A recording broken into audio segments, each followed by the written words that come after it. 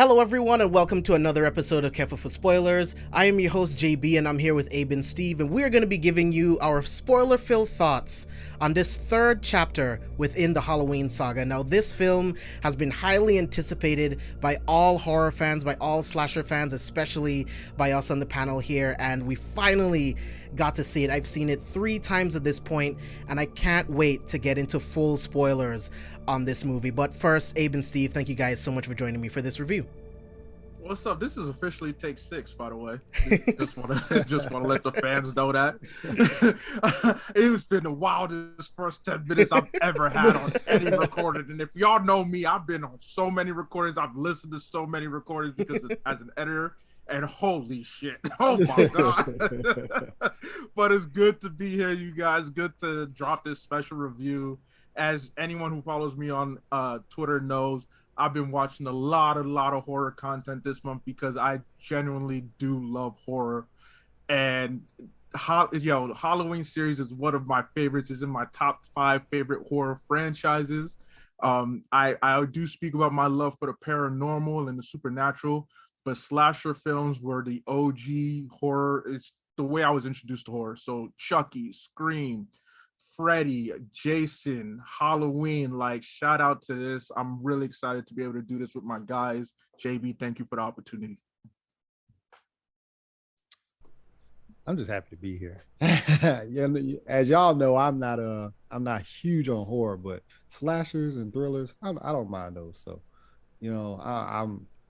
there's some good kills in there too. So some very good kills. So I'm into it. As long as you guys aren't doing something like any kind of like the orphans or any kind of like exorcisms or something like that, then I won't be on those reviews. But these thriller ones, these slashers, I can get to it.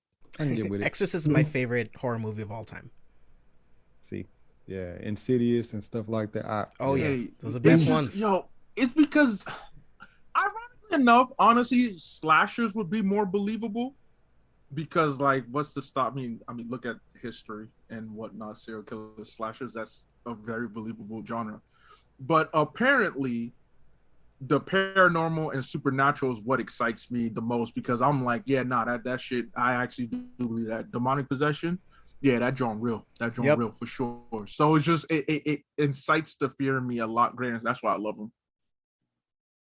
Yeah, man, I absolutely love horror movies. I love slashers. Like, Michael Myers was my first slasher, right? And to this day, Michael Myers is still the only horror thing that creeps me the fuck out. Like, I'm never scared, but Michael Myers unsettles me. I've had nightmares ever since I was young about Michael Myers. No one else. Nothing else. Nothing in the possession realm, nothing like that. But only Michael Myers makes his way into my nightmares. So I am a huge fan of this franchise and can't wait to talk about it. Yeah, big facts. It's because he's so like stiff, and it seems like under his mask, it's like a stale face. So it's like his mask is such a stale face. There's no life. Yeah, it you know what you're getting.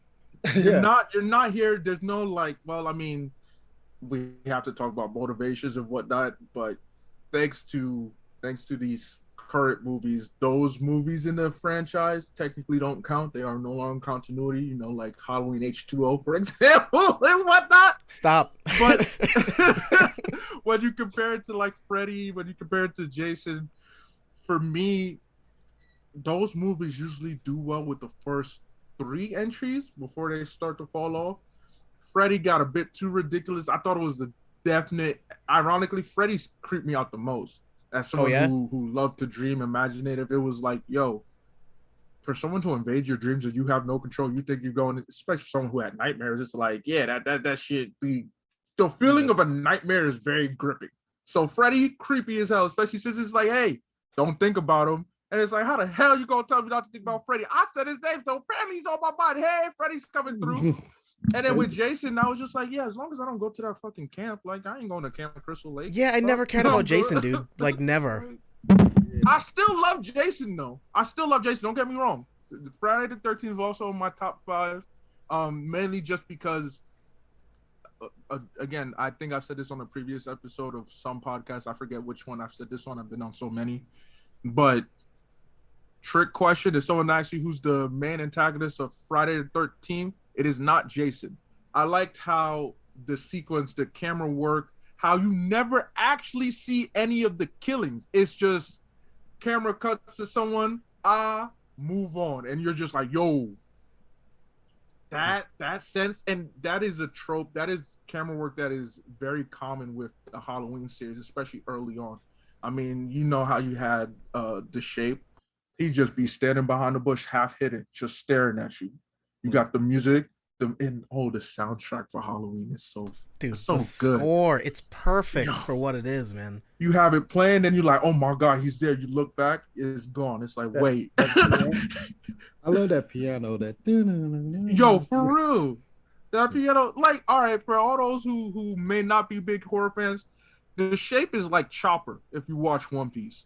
Chopper just be how he's like gets so shy, he starts hiding, but it's like, man, you like this. This is how you hide it. I'm trying to, you like this, showing all your body.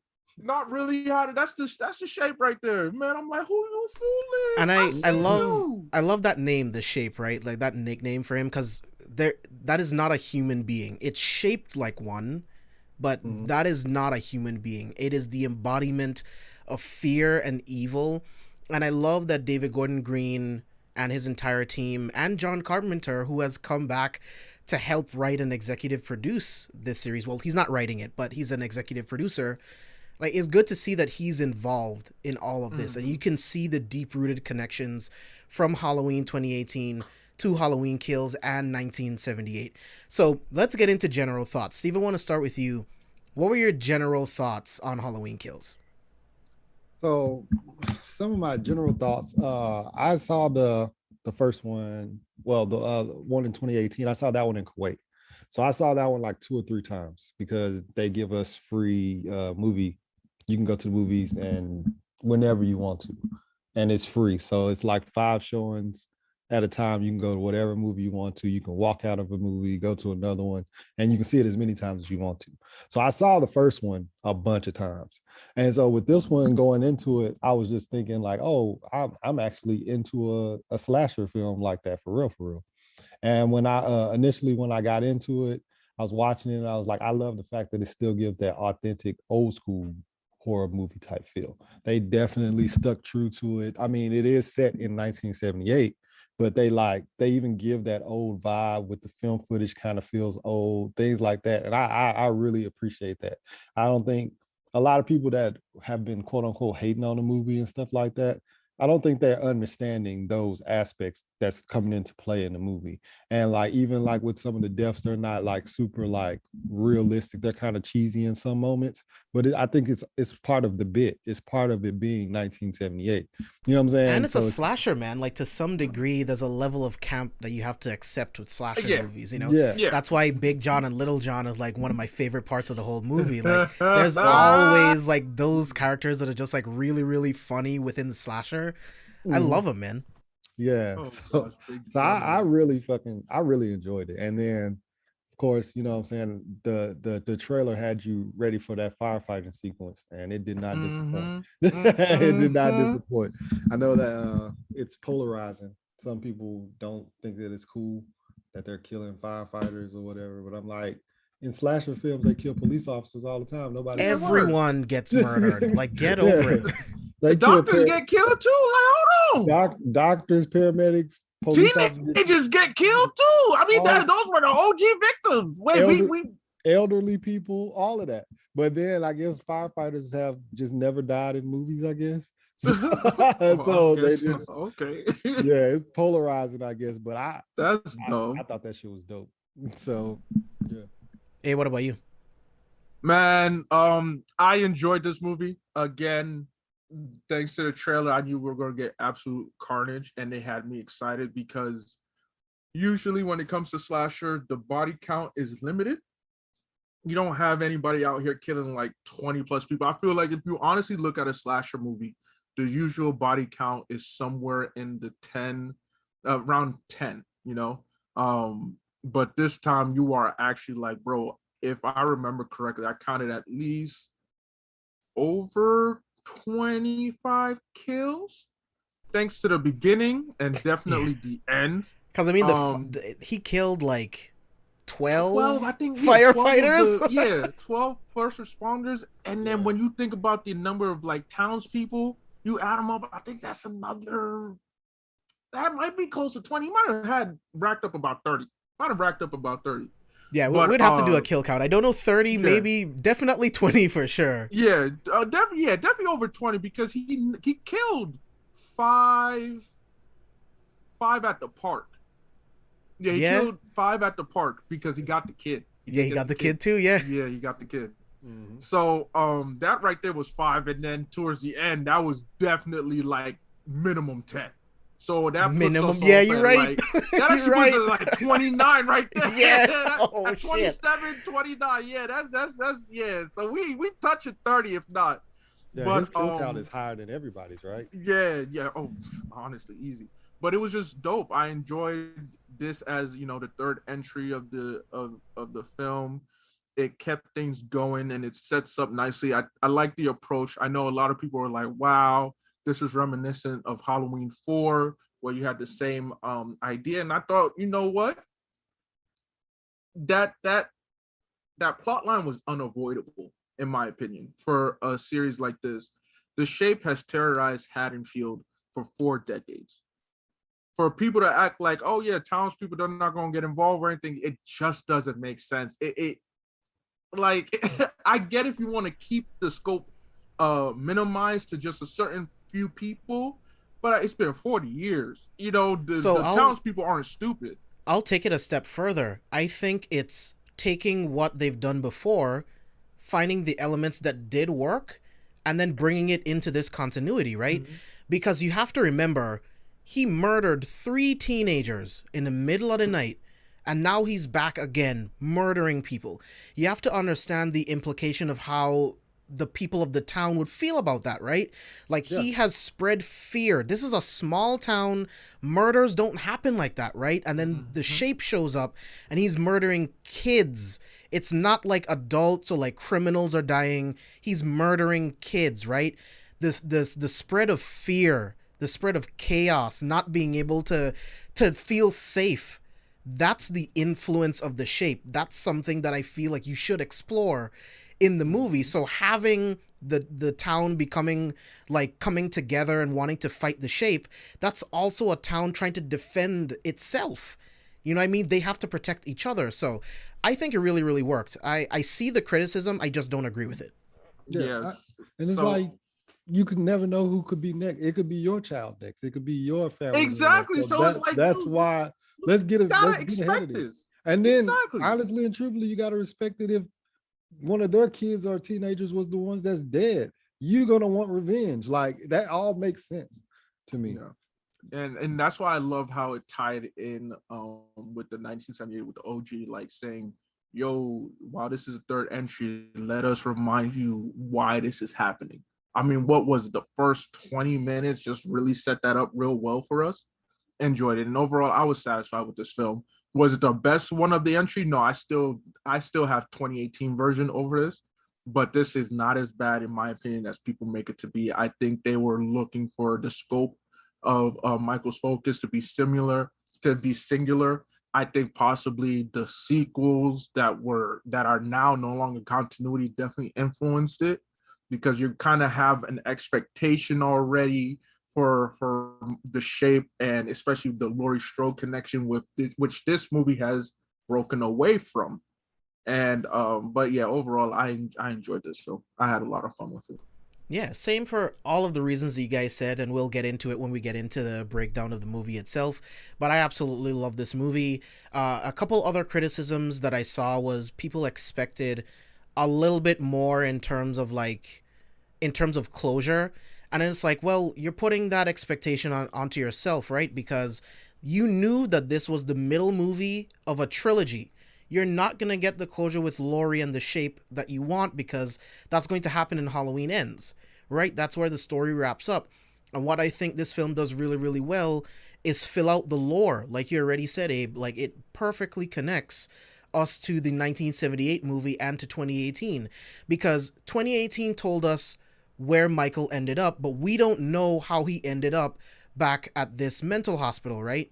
this film takes the time to show us exactly what happened, the new ending to Halloween 1, right? I thought that was really, really unique to add in a new ending, because I was satisfied with what we had already, right? But for them to go back, and then like Steve was saying, for them to film it like it's the 1978 movie, it made it fit in even better. So they've created this new ending for the 1978 movie that further connects this world together. And I love it, man. Like, again, you can tell that the writers really care about this universe.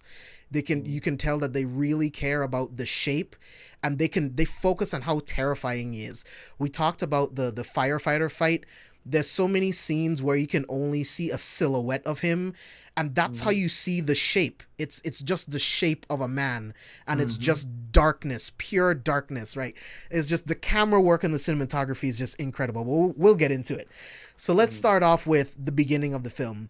And much like Steve, and we were talking about this behind the scenes, I expected the movie to start off exactly where it ended in Halloween 2018 with the firefighters heading to the building. But this was brilliant. We get the scene with Cameron. He's trying to call Oscar.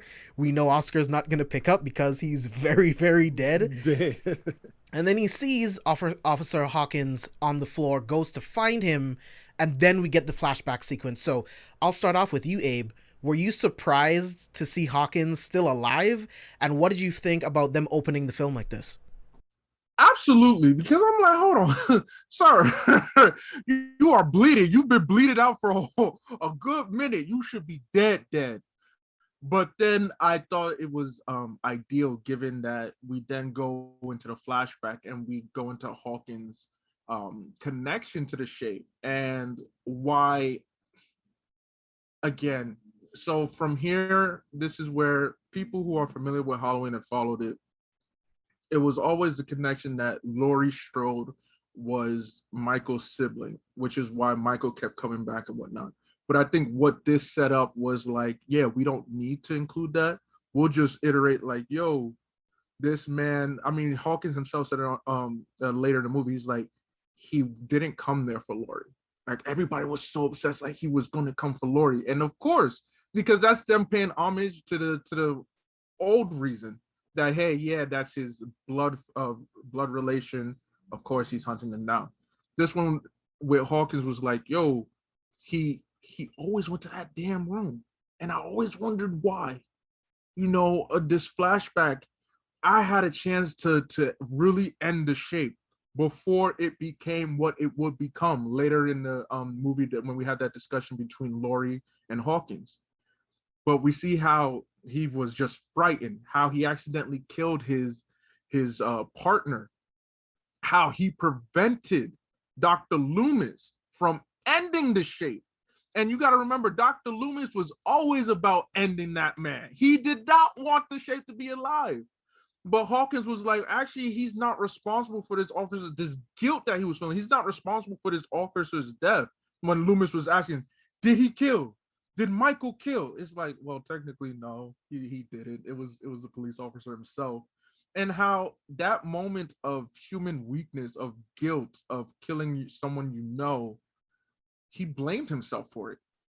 He blamed himself. And I thought, okay, I get why he's alive. I get how it explains the idea and the quote that we get later. And yo, shout out to JB when you tweeted your review, the official Halloween Kills account gave the perfect response. Every time he kills, he transcends. This is why there was a moment to stop that from happening. Even Dr. Loomis knew it, but Hawkins stopped it. And so we needed Hawkins to be alive. I'm glad with this, the beginning sequence, it made it clear. This is about him killing and transcending. Him, like you mentioned, being the shape, an entity. He is no longer human. That's what they were trying to stress with this film. With the dialogue, even Laurie was like, he is not human. You know, you can't kill him by conventional means, with brutal means. He's evil incarnate. And that's why I also love the thing about him constantly going to the bedroom window and staring out upon the town. It's like, it's just evil looking out upon you.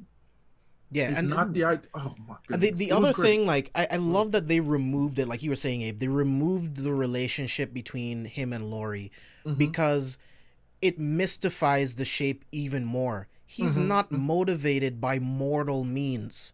This is an unstoppable killing machine that is the embodiment of fear and evil. And the only thing he wants is to cease all life. Period. That's it. There is no, oh, I killed my family and I want to continue doing that. No. He is a killing machine, and anything caught in its path will be destroyed. So I love that. I love that change. And again, switching up the ending of that movie made it even more interesting, man. So absolutely loved it. What about you, Steve? Yeah, like, so early on when that intro, when I started the movie, obviously I wasn't watching it like everybody else was conventionally. So I had to find it. And every time I was watching it, I was like, this ain't the right movie. And I would go to a different stream. So then I finally just let it sit for a minute. And I was like, oh, okay, this is the right movie. And I'm watching it and I'm like, oh, this is really brilliant, because they do the flashback with the police officer, like you said, and he shoots him in the neck. And you're like, oh, snap. Like, you know what I'm saying? That ending is just way different. And I mean, and it's just like, they give you that flashback, they give you that moment for you to like, kind of like, soak it all in, because they're letting you know that this is what this movie is they're gonna do a couple callbacks to this actual scene happening and everything like that. And then I was super, like you said, I was shocked that Hawkins was alive when he like, you know, when he like gets over him and he kind of puts his hand on him and then he gasps, and you know what I'm saying? He's like, oh, well, stay with me and stuff like that. I was shocked. I was like, oh, okay. I was like, I was like, now. Yeah, he definitely should have bled out, but whatever. Yeah. It's a horror movie. From the neck, that's an artery, right? There's definitely a vein right there that will bleed you out. But I definitely was like, oh, okay, cool. You know what I'm saying? Cool. And but like, just the opening sequence was just really good. And then you get to what we all were waiting for, in a sense, the firefighter scene. And so I want to talk about the bar sequence first. So I really like the bar sequence because it shows us the survivors, right? And again, this was another really brilliant way to connect this movie to 1978. We actually got to see the survivors from that night. We got to see Lonnie, we got to see Marion Chambers, which was the nurse from the beginning of the first movie that barely escaped with her life. You got Tommy Doyle, Lindsay Wallace, who were there with Laurie at the end of the first movie. Like, this kind of lore, this kind of connection with these movies, it makes it so much better, man. And they're really filling out this universe, which is something that I feel like a lot of slashers fail to do at times, and which is what Halloween is taking the advantage of right now, like actually filling out the universe to where it's not just isolated to a couple people. This is an entire town, and if this evil had to leave Haddonfield, can you imagine the carnage that would happen? So it was great to see the survivors at the bar, and we also got to see the black couple that's dressed like the nurse and surgeon. I didn't think we would ever see them again, and man, we know why they were back. So yeah. Oh, it was I definitely enjoyed that. Leah, like you mentioned, just to speak on that for a little bit longer. Again, that sequence was so important, and it made so much sense why we got the mob mentality again. People may look towards Halloween 4, feel like we've seen this already. It didn't work out. It was kind of stupid. Well, now this was better set up, in my opinion. You have them all just reminiscing, and it's like, yes, as you pointed out, JB, look at all the survivors who were here. There were survivors from the 1978 movie. They are still alive. They are just not forgotten. And then on top of that, it was so humorous when they were like, hey, could you keep it down? We'll try to watch the talent show. I'm like, y'all don't know who that is. Y'all don't know who the fuck these people are. You better respect your elders. You feel me? And I just thought the whole thing was hilarious. I said, okay, so we're gonna get some fun here. And then we get to the firefighter sequence, and whew. Yeah. Let's get it. Abe, speak on it, man. Like, this firefighter sequence was amazing, because let me set it up. So from Halloween 2018, when that movie ended, we all speculated, well, how the fuck does Michael survive the fire, right? We know that the firefighters are coming, but how does he survive long enough to get out when the firefighters get there, right? And then we realize that he hid himself inside of the gun cage that was in the basement. Now, we know that the shape isn't human, so he's able to breathe in those fumes a lot longer than anyone else. And then he just fucking brutally stabs that firefighter in the face with the axe, and then carnage ensues. But Abe, kick it off, man. Dog, I mean, my man is heading to the house. I'm like, my nigga, you gonna die. You gonna die. And I'm like, wait, where Michael? I'm like, yeah, he below. How does he end up there? Falls through the floor. I'm like, yeah, my nigga, you gonna be dead. And what happens? Pickaxe. You see Mike pick up and I'm like, oh, he ready. Kill the firefighter. Bam, Smokey, another firefighter comes in. Like, hey, give me your hand. I'm like, I'm expecting that hand to be gone. Gets pulled down, wraps. Next thing you know, comes out the fire. Everybody's getting ready to come in. Like, yo, we don't hear it from anybody. Let's get ready. Comes out with the pickaxe. He adjusts his hand, and I'm like, oh, it's about to be a goddamn clinic. And everybody else, the firefighter, they're not like, oh my gosh, they're like, oh, we ready, boy. We ready. It's like, oh, this is Sparta. And who is the goofy that decided, oh, let me spray him with water? I mean, but that should have worked though. A hose at full pressure? Yeah, I mean, but it didn't even look like there was. Yeah, it didn't look like it was. Yeah, it was like, I mean, that's how badass the shape is. It's like, what is it? The shape is just like, boy, this feels like sprinkles. Stab, boom, and the way that the camera work as he's killing, like we're getting 3D perspective. Then we're just getting quick. When he stabbed old boy with pick and lifted him up in the air, I was like. That's one of the scenes where it's like it's just the silhouette of him. You can't see his body, his face. It's just the shape of a man. Oh God, bro. It was phenomenal. And I'm like, yo, bruh, if these folks are getting brutalized like this, I know when the citizens decide to get it popping, I know put some respect on the shape's name. That's really what I wanted to stress so much. I'm like, look, dog. Y'all don't understand what y'all gotten yourselves into. This man is not, and I'm gonna keep harping on this all review. This is not like the older films where we had his motivation being, hey, I need to go kill my younger sister and any descendants. This is to show you that I am just evil. Anybody who comes across me will die. I am here. And not even that. I'm just here to kill. Like on my way to the crib, I'm just here to kill because after the firefighter sequence, we get the couple at home for no reason. My man just kills old man, and I love how it was. He's like, let me fly my drone.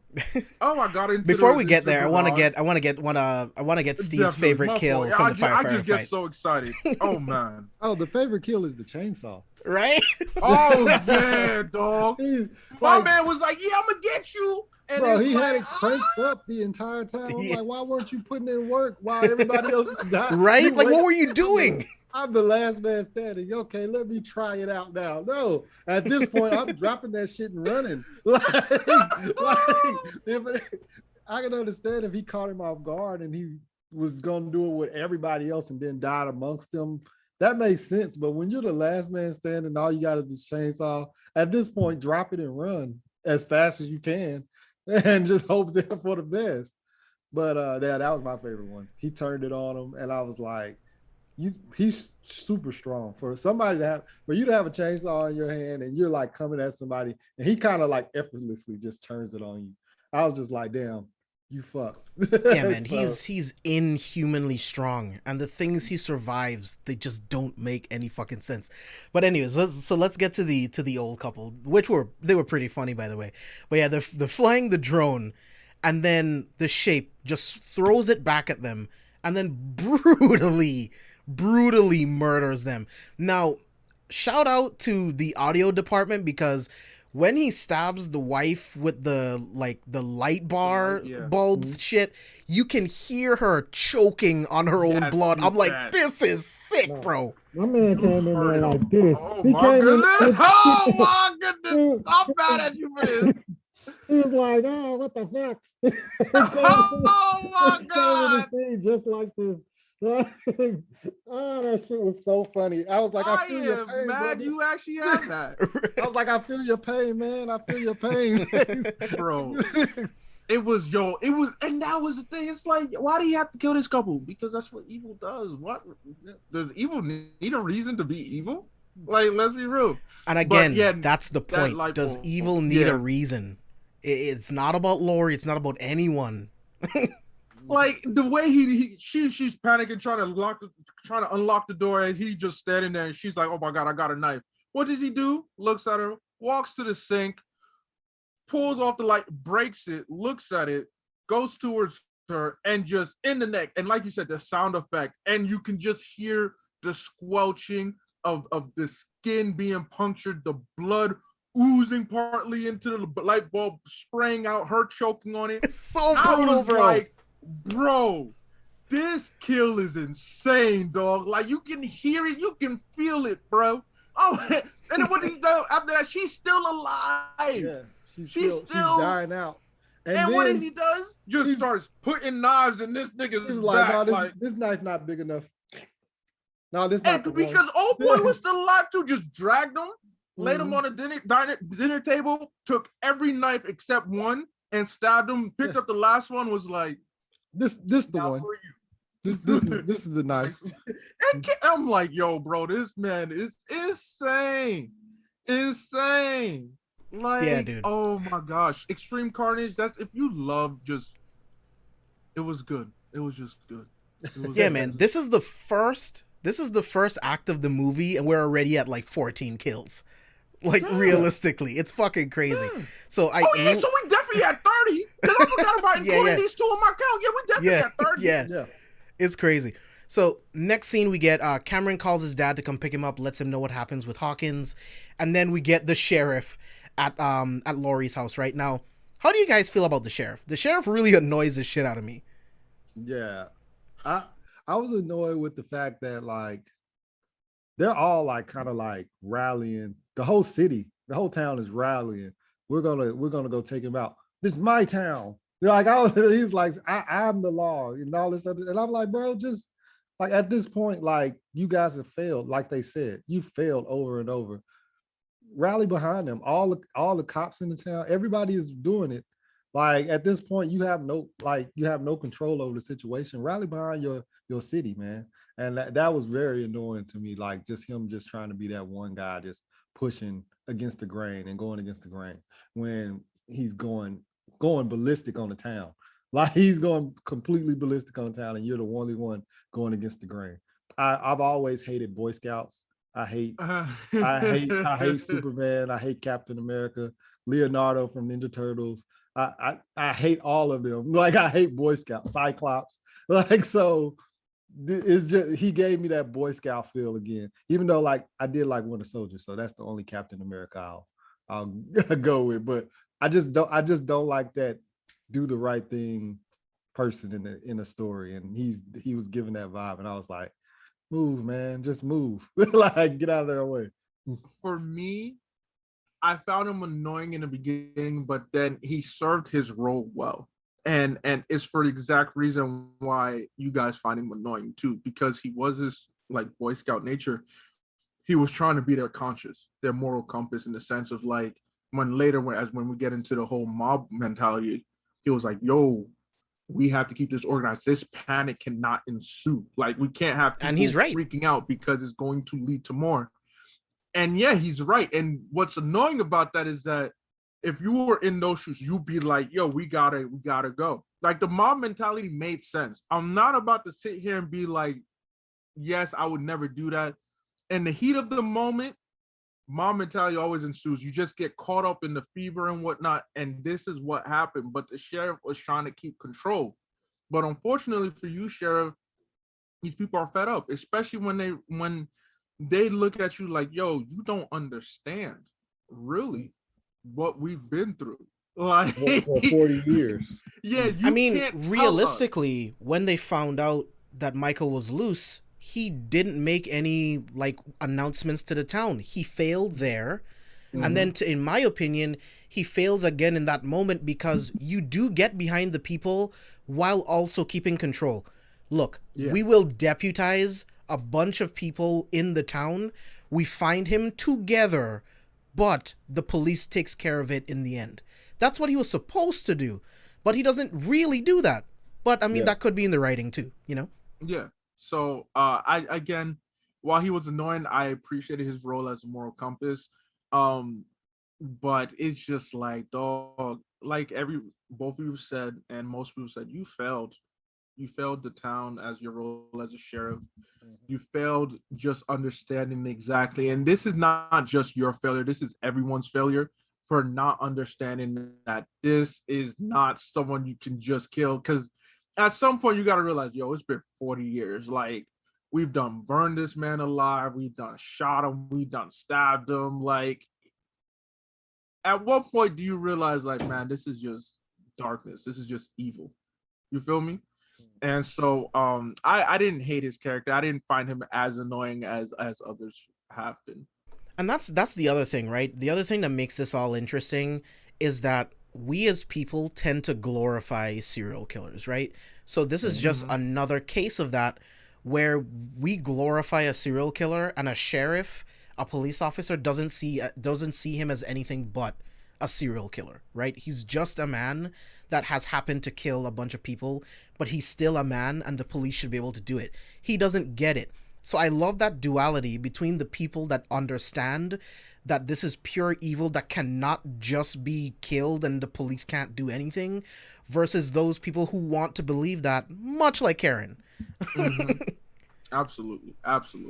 Oh, yeah. Thank goodness. What happens to Karen? It was very pleasing. God, I fucking hate Karen. And that's the thing, right? We're supposed to and not supposed to at the same time, because I appreciate the Karen character because she is the vehicle to show us what Laurie's trauma is capable of, right? Due to her trauma, this is what she did to her daughter.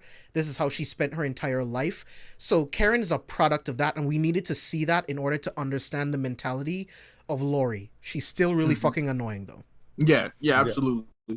And that's the one thing that all the movies had in common, was that Laurie was so fucked up. I mean, even in the old continuity, she became an alcoholic. She still had was estranged from her family and whatnot, and you still had that sense with this new reboot, retcon.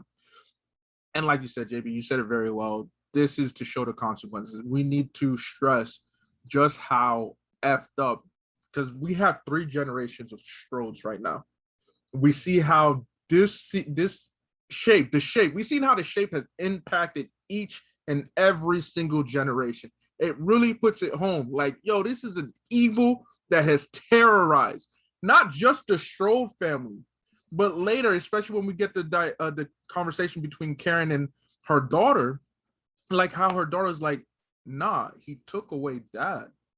And even other people were like, no, her boyfriend, when talking to Karen, is like, he terrorized my family too. Like, my family's been affected. My family's been brought in. We have to fight. Yep. I was like, yo, this movie is just doing a good job of stressing that. And maybe people got fed up with it. And like, yes, of course we know. But at the same time, I mean, there's a lot of things that audience is supposed to know, and y'all be over, the thing is, this is a new continuity, so the things that don't exist in this universe. So they have to be told, like they have to be retold. So let's get to the bar sequence where we finally get the big announcement. Everyone's getting the news blurb that the prisoners have escaped. There's murders that are happening around Haddonfield again. And then we realize that it's the other escaped patient from the hospital that was inside of the couple's car. So did you guys think it was Michael too, or did you think it was someone else? No. The reason why I didn't think it was Michael was because when she was in the car and she looked back, she would have been dead. Yeah. Ain't no way she would have been able to look back and then run. Nah. She would have been That was when I was like, okay, it's not Michael. For sure, for sure. And then when he took off driving, I was like, why would he run? Yeah. Like he's not running from nobody. So I didn't think it was Michael. Yeah, me neither. The way I viewed it was like, look, I'll say this. I didn't really care for the inclusion of the 2 escape asylum patients, but I understood the role later on in the movie. What I was like, yeah, that's definitely not Michael, because Shorty would have been dead. 2, Michael wouldn't need to drive a car. Michael will just, you can run however far you want. Michael will still catch you just by walking as slowly as he does. Yeah, the shape will always follow and find. He's constantly moving. So, and yeah. Like people don't understand. Like people be like, he moving so slow. How could he catch you? Well, there's times where you just decide you want to sit down. Oh, I got away. And that's constant movement where he's just constantly coming at you and you're not even thinking about it. So like, you get tired, he doesn't. Yeah, he's just going. And he's not like sprinting or anything. You decide you want to hide for 10 seconds or creep around something. That's 10 seconds of him just walking straight towards you.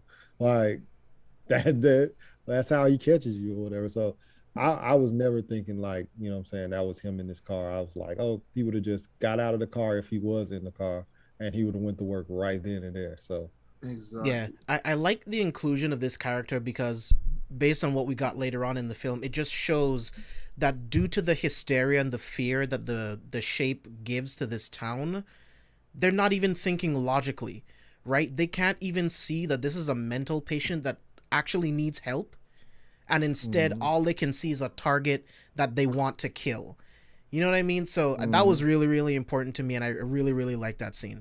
So let's talk about, let's jump to the Myers house. This is the first time that we've seen the Myers house in this continuity, right? So at the Myers house, this is where we meet Big John and Little John. So Steve, I want to start with you. What did you think of Big John and Little John and the way they were able to scare the kids? I thought it was pretty funny. And then I liked their, like, the comedic value that they bring, their dynamic. And then the fact that they're scaring the kids with basically like, do you know who house this is? And stuff like that. So I thought that was pretty dope. The kids were stabbed hilarious. his sister to death in the tits. In the tits, yeah. I thought it was hilarious the way the kids tried to prank them too, because like with the whole razor blade candy thing, and then when the door closed behind him, I was like, oh, Michael Myers is about to fuck everybody up. That's what I was thinking. I was like, Michael about to fuck them up. And then you find out that they were playing a prank within itself. And I was like, oh, okay, cool, or whatever. Yeah, but, absolutely. I love the fact that they were really fucking with the kids back, because it was like, all right, you gonna fuck with us. Like they didn't care that they were kids and they could ruin their day with nightmares and stuff like that. They was like, no, fuck that. Yeah. It's like, you gonna mess with us, we're gonna mess with y'all, and y'all parents can take care of that later.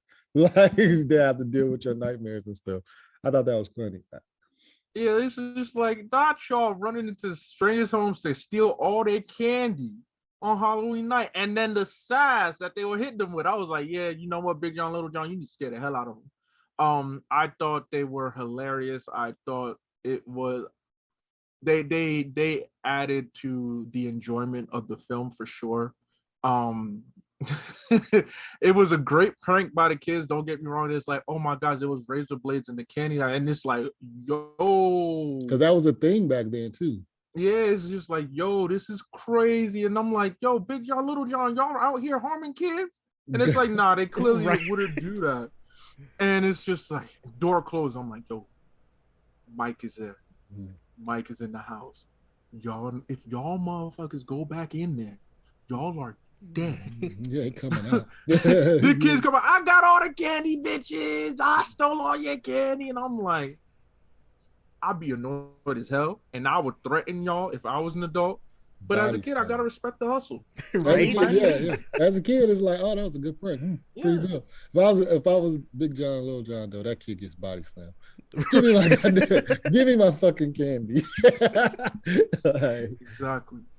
Yeah, so I love them.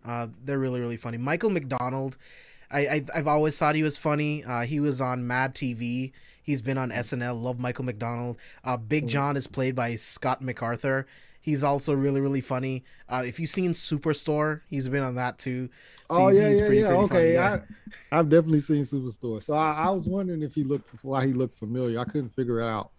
Yeah, he was in that episode where he would buy something and then try to return it with a bunch of rocks in it.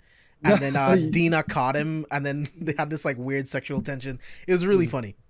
Dina's hilarious. Yeah, man. Dina's my favorite on the show. But yeah, man, I love I love that sequence. Yeah, it was a decent prank because that would have scared the shit out of me, right? Like that For would have scared sure. the shit out of me. So let's move And on it, to. Go ahead. I was about to say, even like with the like they played it up. They were like, she threw it up, and like they had like the fake throw up on the side, and I was like, oh man, this is like crazy. And I was like, with that, because I think like in the 70s, that was like a thing where they were putting razor blades in candy for some reason and doing stuff. So I was like, oh, this really happened. Like, you know what I'm saying? They think that they got it from them, but it might have been from one of the other houses down the street or something like that. So I actually thought that was a good way. Yeah, it was really, really funny. So let's move on. We're gonna go back to the hospital.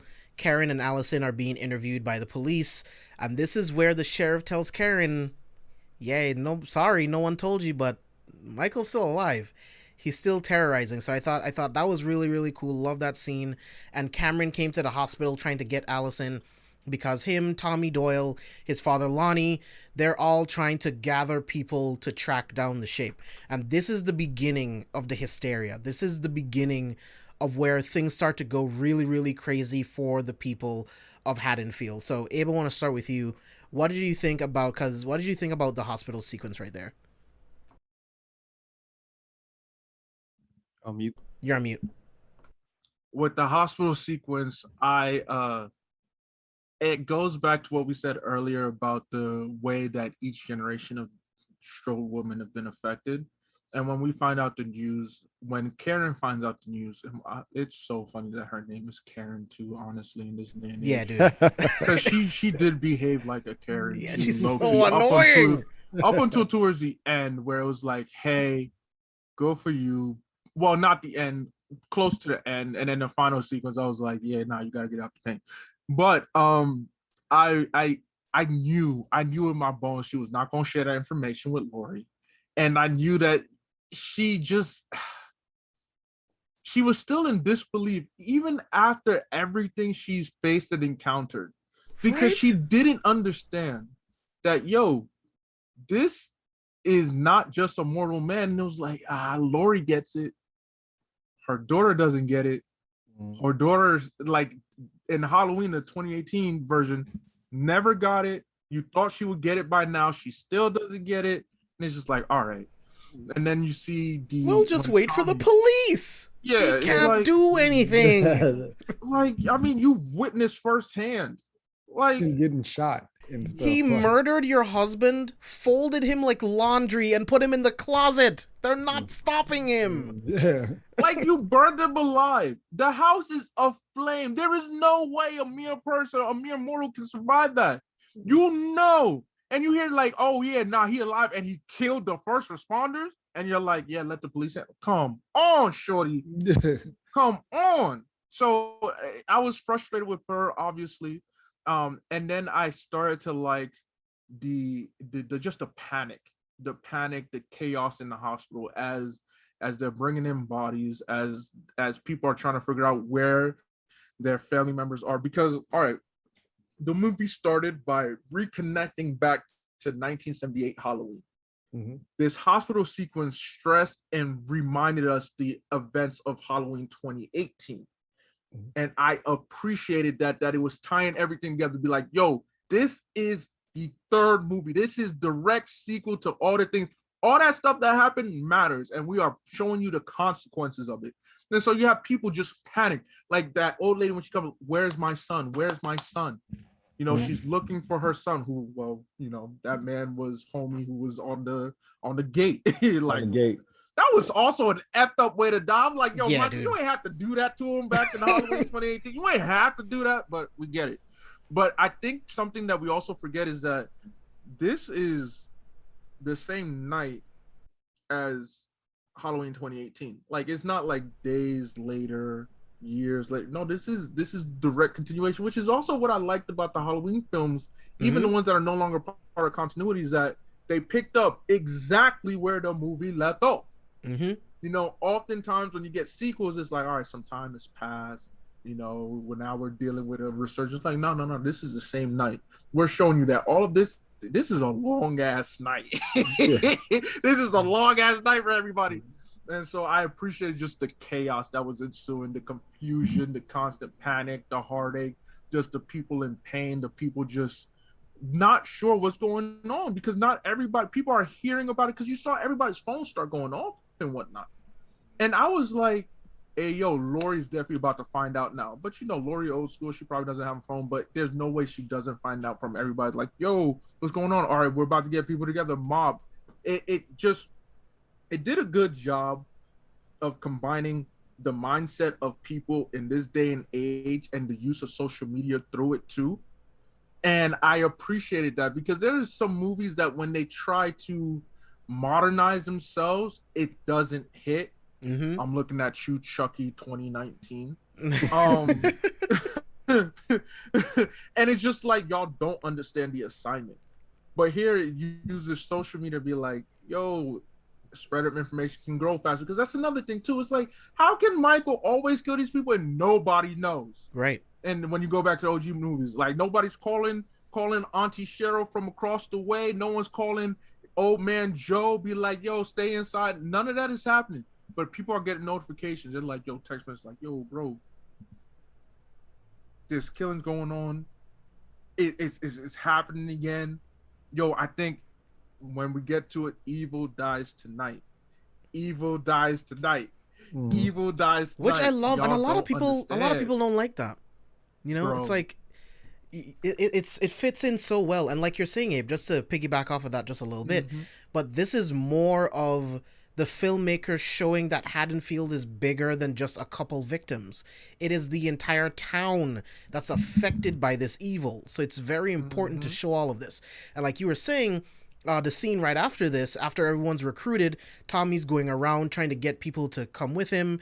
And Lonnie, Cameron, and Allison, they're driving around telling people to go inside of their homes, hide, it's not safe. It feels like a community. It feels so much bigger than like one street or two streets that Michael happens to be on. It's all of Haddonfield on high alert. So I absolutely love it. So let's get to the park scene. Let's get to this park scene. This park scene is fucking crazy.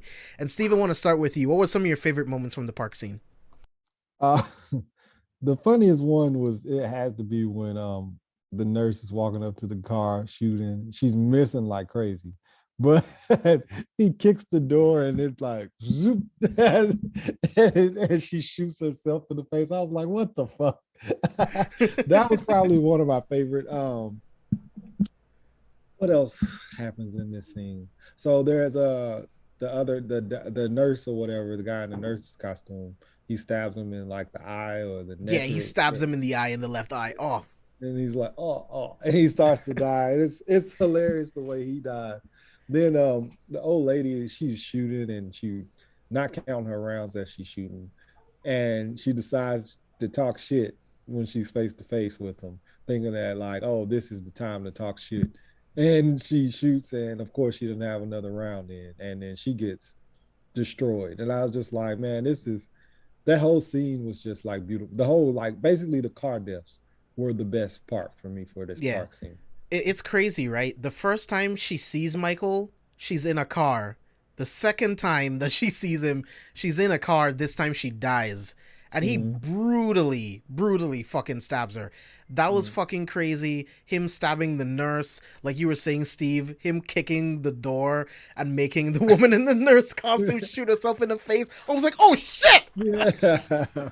I lost it. I was watching. I was like, oh, because first of all, she didn't really know how to handle a gun, because she's just shooting and she doesn't have control. The gun is a strong one. Like missing. Crazy. And then she's like, oh, and I said, Michael, you ain't have to do that. Why are you disrespectful like that? Like, I'd rather you had killed her yourself. This is embarrassing. Because does she count technically as a body count for you? Like, I don't know, because she killed herself. Like, technically, I don't know. I mean, I'm just like, shorty, why was you holding the gun that loose for it to turn? To turn around, it looked like freaking on Rush Hour when Jackie Chan takes the gun from him, and that's what it looked like. Absolutely, dog. It was ridiculous. And so I'm just like, bro, but that whole park sequence was intense because they are in the car and she just starts firing off, and it's like, shorty, relax. Like, not you shooting out the doors, and I'm thinking, all right, which one of you is gonna get dragged through a window? Because at this point, all the windows are getting shot out, so you are not helping the situation by just panicking and shooting all willy-nilly. Yeah, I'm and like, course, don't lock the doors. Like, Get get out. He's on top. Get out. like, excuse me? And so, bro, the way that he grabbed her, and I'm like, dog, honestly, when he grabbed shorty, I would have been like, this is my time to run out the car and run away. But Mans was like in the doctor outfit. He's like, no, I'm gonna help you. Rips her hair, gets ripped out, and I'm like, what do you think you're gonna do? And not him when he does get a jar using his stethoscope to try to choke him out. Yo, and then Michael just looks at him like, what the fuck are you doing? Like, yo, for real. Michael was like, nigga, the fuck is you doing? You really think you're doing something, huh? Just that slow turn, I'm like, yeah, you about to get fucked up, dog. Fucked up. And not your shorty. I mean, your shorty had that shot. I can't say she had the dignity because she went out on her own terms by her own hand, you know? That saved it. It was quick and painless, at least for her. And I was just like, and then, of course, I forget her name, but the one who managed to escape and run out. Lindsay. What was Lindsay hiding? I'm like, bro, Lindsay.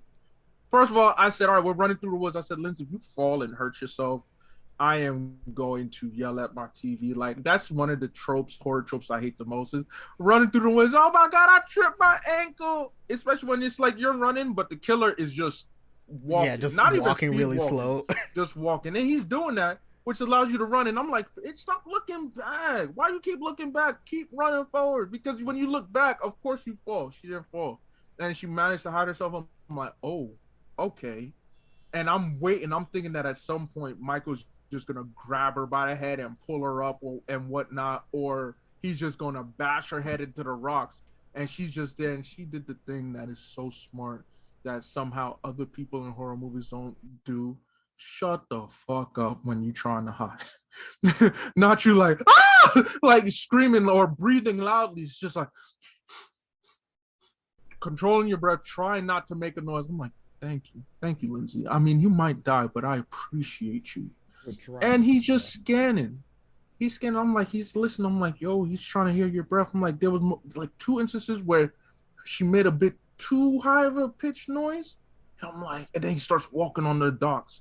And I'm like, oh man, hopefully he doesn't look, turn and see her. And it's just that moment of fear of her not knowing, like, yo, she might just die right now. Mm-hmm. Like, she is trying to outwait and hope that he goes somewhere. I said, this is crazy. This is what Halloween is about. This is what The Shape is about. This is what a good slasher is about. Preach, bro. Man. Yeah, I love that park sequence. And then just to continue on, so Lonnie, Cameron, Allison show up with Tommy Doyle. They're looking around, and Michael has posed the fucking bodies. Like, this dude is sick, man. He's absolutely sick. The way he put the witch's mask over Marion and hung her on the swing, bro. Like, yes. How he put the jack-o'-lantern on the nurse, and he put the kid's mask, because let's not forget, he did kill a kid. And also, all right, he put the kid's mask on the nurse. Yeah, this was my issue. Those kids saying, like, what are you gonna do, kill us? Oh my gosh, you gotta kill us. But when Lizzie tells you to run, I'm like,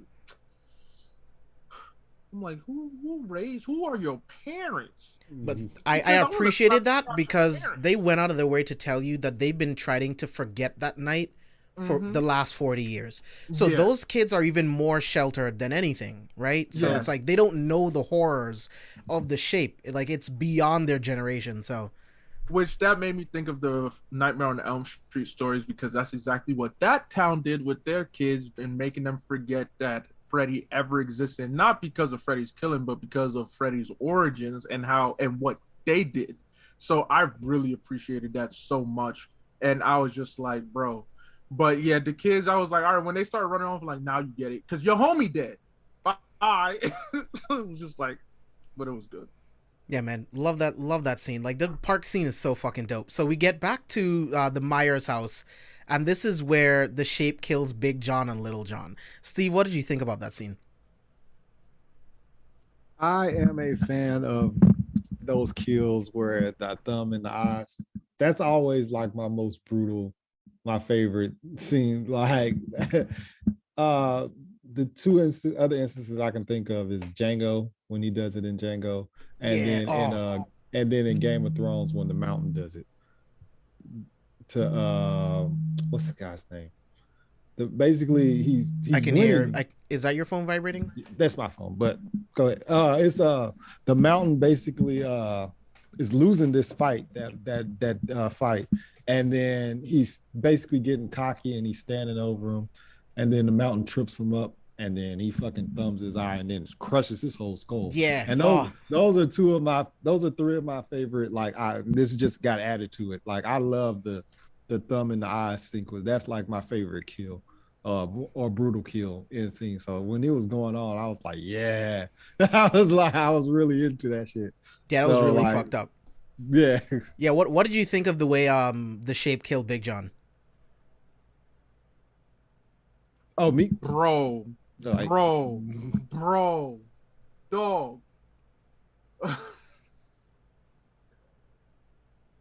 That was vicious. Right? Not just and the way it looked, the sound. Again, you mentioned this earlier with the killing of the old lady, the sound effects.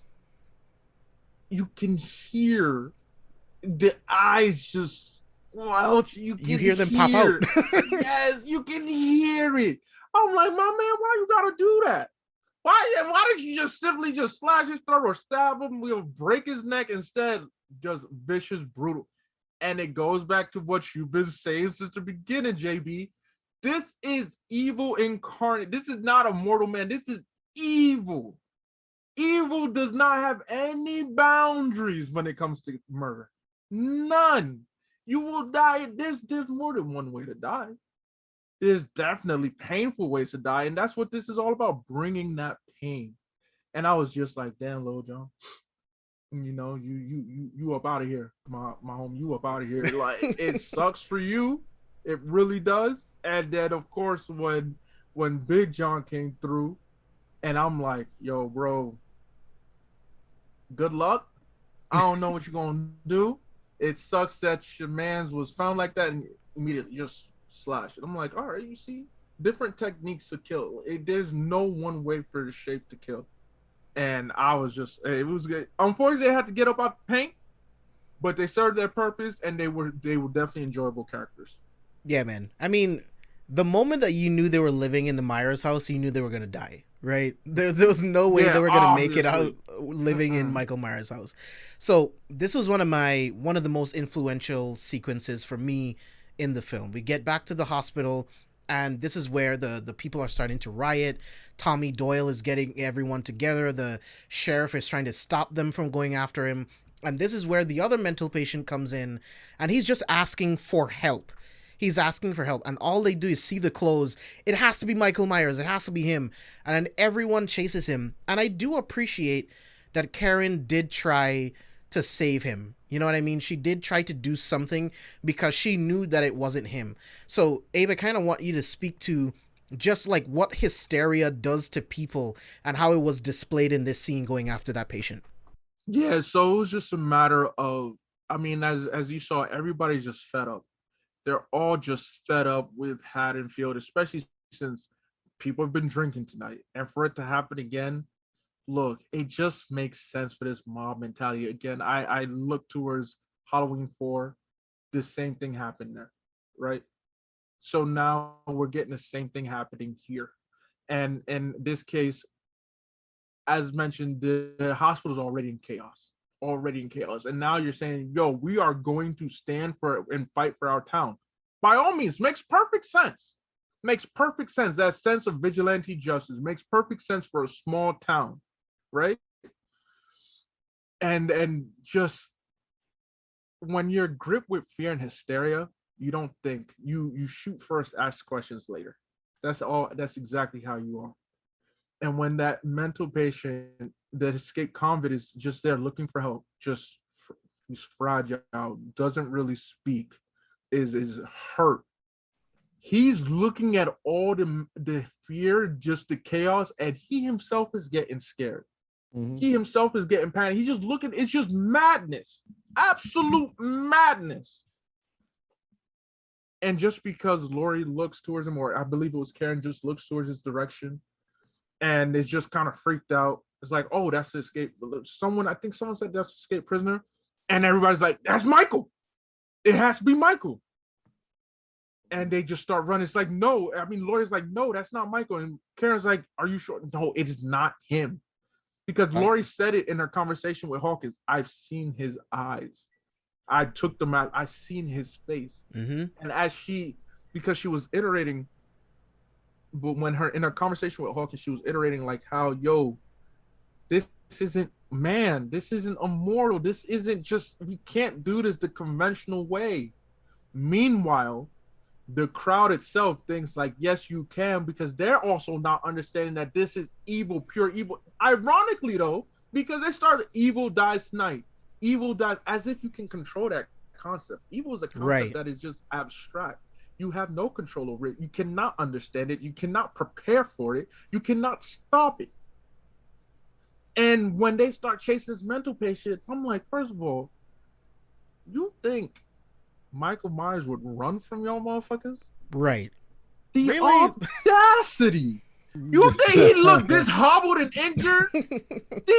Especially because the misconception thinking that, and I don't know whether this was like a shot at those films to be like, yeah, that idea was completely stupid. Because even Laurie herself, like, yeah, he's going to come to the hospital. Because she also helped incite the fear too. Let's not forget that. She helped incite the fear by pushing that, yes, he is going to come here. And what did Hawkins say again that I mentioned earlier? Hawkins was like, he was brought to Laurie by the other psychiatrist, who I was glad when he died in the 2018 version. I was like, yeah, he was a means to an end. Yeah, he was a means to an end. It's like he had no intentions of going there. He was brought to Laurie. It's always been about the house. Right. And Laurie herself didn't understand that just yet, despite the what she's been through. So when people are like, oh yeah, you gonna come here? Oh, that's Michael. Yeah, because it looks, that person's not with us. We don't know who it is. Escape patient. Like, of course, it's Michael. And they're chasing him, and he's just running.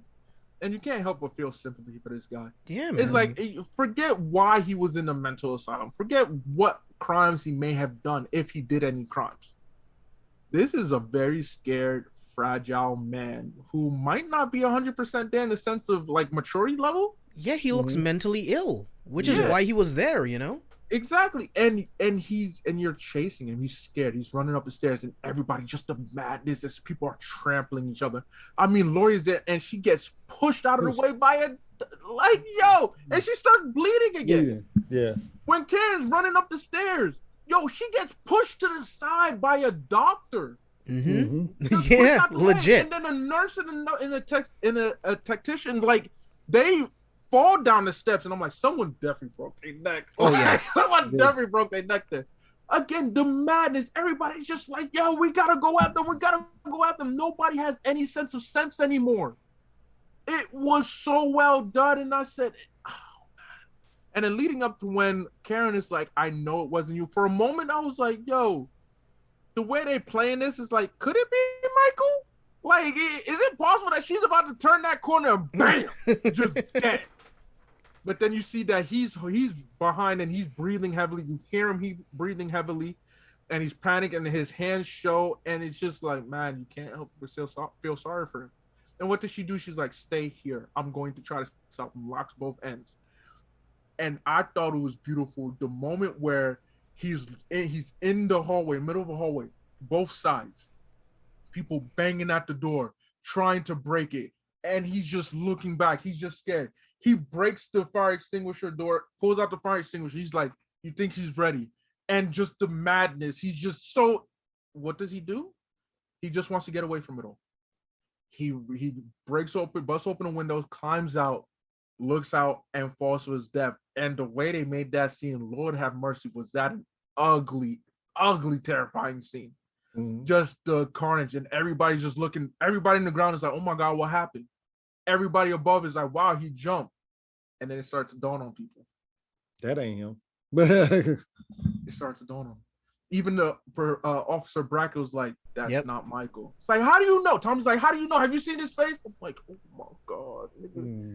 Hysteria makes you, the logic goes all out the window. Exactly. Out the window. Oh, it was so well done. And I said, it's not just the killing, it's the fear. It's what the shape does to everyone else. That's also the problem, dude. And JB, you stated that the shape represents not just evil, not just murder, but fear. Fear. Look, and what did Laurie say? We are playing. This is what he wants. This is his masterpiece. Mm-hmm. This town-wide fear. Everybody's losing their shit. So much so they're killing each other. Mm-hmm.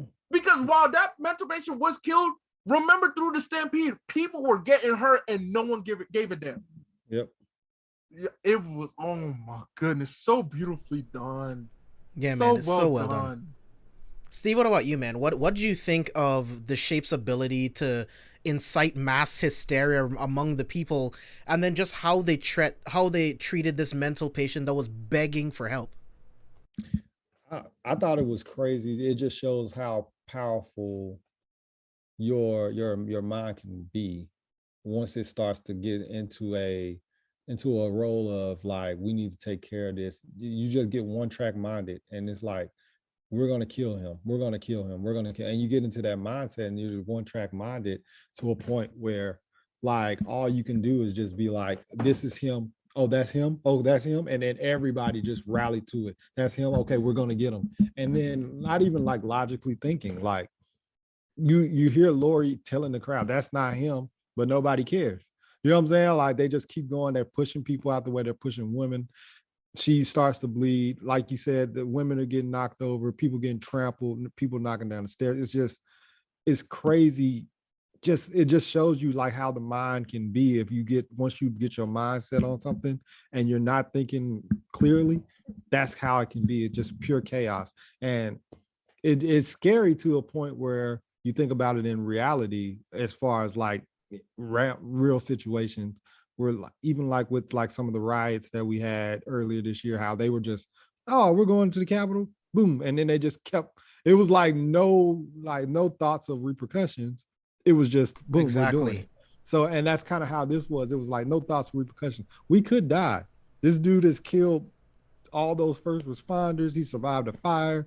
Like all these things that have happened, it's been reported, but you one track minded and it's like, boom, we're just going to do it. And it's like, you're not even thinking about the fact that, oh, I could die, or, you know what I'm saying? Somebody that I love could die in this situation. So I thought that was crazy. And then the way that they treated the dude, I mean, like I said, like Abe said, it's like, you can see the fear in his eyes. He's hobbled. He's running from you. Like, the shape is going to run away from y'all niggas. Right. And the fact that some of these people have encountered the shape or seen him from a distance, him do work. Does it look like this man Hunchback of Notre Dame is really the one that's been terrorizing you for 40 years? He didn't run. He didn't look hobbled. He looked like he's about 6'2", like where this dude looks like he's about 5'8". Like there was things that were like clear indications that it wasn't him, but like I said, you get into that riot mode, you get into that one track mind of that's him, we're going to do this, boom. And then that's how that situation plays out. And it was a terrible, for me, I even was fearing for, even though we hate her, the Karen, when she goes into the thing, because I'm thinking, Like maybe he is mentally. I was ill hoping and she would have gotten trampled, if I'm being honest. I thought the mental patient was gonna murder her. I thought Oh, she was nah. gonna go in there and he was gonna be like out of panic. You know what I'm saying? The first person that comes through the door, he stabs. You know what I'm saying? So that's what I was thinking. I was like, oh shit, this is gonna be interesting to see how it goes. So, but yeah, I just really was like, it was one of those things where it's like some people are helpless, and just because of the way that your fear and your things are going, you're still like you think that supersedes over someone else's helplessness, someone else's mental you know what I'm saying, trout that they're going through and things like that. So I don't think that, I think that played onto like a different, you know what I'm saying, side of society in general. Exactly, right? Like, look at all of the themes that this film is introducing. So many different things. It's so much more than Michael's killing spree. It's his influence. Look at what he's doing. This innocent man killed himself because he didn't think there was any other way out to get away from these people when he was just begging for help. There's a lot more to this, and it's a lot that I appreciate. So while all of this is happening, Hawkins and Laurie are talking in the room, and Laurie is talking to Karen. She's like, what? Maybe if I die, if I die with him, maybe that's the only way to kill him. And Hawkins is like, no, it's not about you. Like you were saying, Abe, the doctor brought him there. It's not about you. We don't know why he kills, but the only thing we know is that when he's done, he goes home. And then we instantly get that cut to Lonnie, Cameron, and Allison about to go into the Myers house. And this, again, is where hysteria plays into everything, because even Lonnie realizes, holy shit, I just brought my son to the belly of the beast. I brought my child to the home of an unstoppable mass murderer. And this is where he asked them to wait in the car, but he shouldn't have gone in either. He should have called for backup and waited. You go in by yourself against the shape, bro? He's fucking crazy. So let's talk about that. Go ahead, Abe. Bro. First of all, all right, we got to go back to the beginning of the movie with something that really pissed me off, because I was like, these kids are ugly as hell, first of all. And I hope that Michael kills them all, but I don't remember if he did in 1978. But not Tommy being bullied by like Gretchen and like Gretel, like the cavemen looking children. Like Lonnie, like, oh, they were some ugly ass kids. Oh, like their voices was annoying. I'm like, Tom, like, yo, Michael, can I put in a request, baby? Can you hear me out? Can I put in a request? Get them kids, okay? You know, I'm just saying. So of course, you know, Lonnie, and that's why it was funny too. Earlier in the bar, he was just like, "Oh, I used to bust this kid's balls when he was introducing Tom." I'm like, Lonnie, you was bullied and whatnot. You encountered the shape. He didn't kill you. He went to his house. Now all of a sudden, after clearly you became a drunk, you're an alcoholic itself. You are kind of pathetic. There's nothing about you that screams like, yes, you're a strong male figure who can defend his family, whatnot. You really think you could take on Michael one-on-one after he took out what 11, 12 firefighters? Yeah. Honestly, like it has to be the title of the episode, the audacity. Like what is wrong with y'all niggas? I said, you finna die. And then when the kids decided like, yo, we going, I was like, yeah, cool. Y'all finna die. Yep, you're next. Bro, first of all, okay, cool. We ain't see how daddy died. Oh, wait, first of all, where's our body count now? Because we are at 11 or 12 with the firefighters. We're at 12 with the firefighters. The old couple's 14. Oh, yeah, 14. 4 at the park. So we're at 16. we got the nurse, her husband, Marion, and the kid. So that's 16. Then he doesn't kill again. He killed Big John and Little John. Yeah, so we're that's at 18. Lonnie, we're at 19. Yeah. Bro.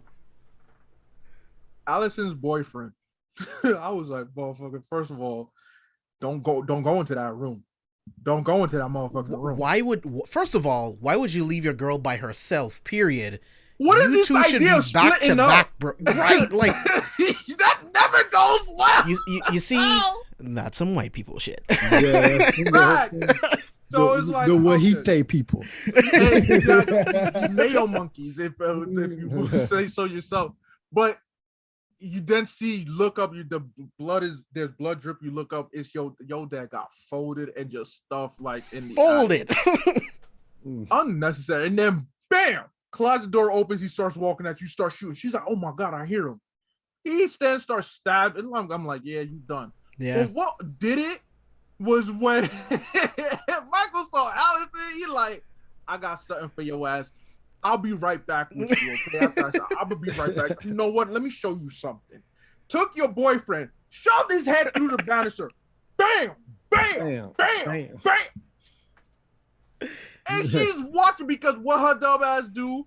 Break her leg falling down the steps. Yeah.